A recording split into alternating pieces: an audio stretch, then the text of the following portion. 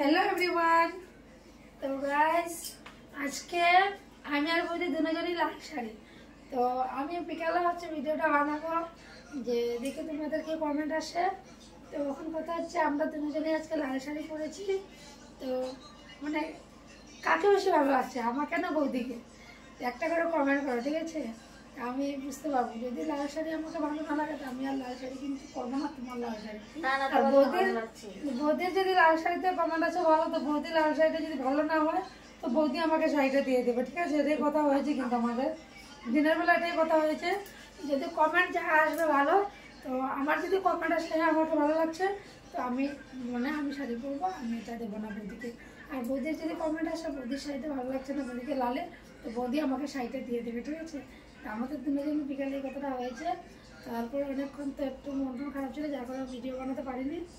এখন আমি তোমাদের কাছে এই ছোট্ট ব্লগটা দিচ্ছি যে আমাদেরকে একটা মেসেজ করবে লাল শাড়ি কাকে বেশি ভালো লাগছে, আমাকে না বৌদিকে, ঠিক আছে? যদি বৌদিকে ভালো লাগে তো বৌদিকে আমার লাল শাড়ি দিয়ে দেবে, আমি লাল শাড়িতে পরবো না।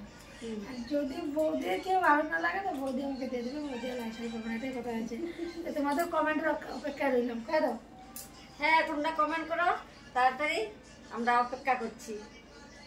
Bye bye guys, bye bye.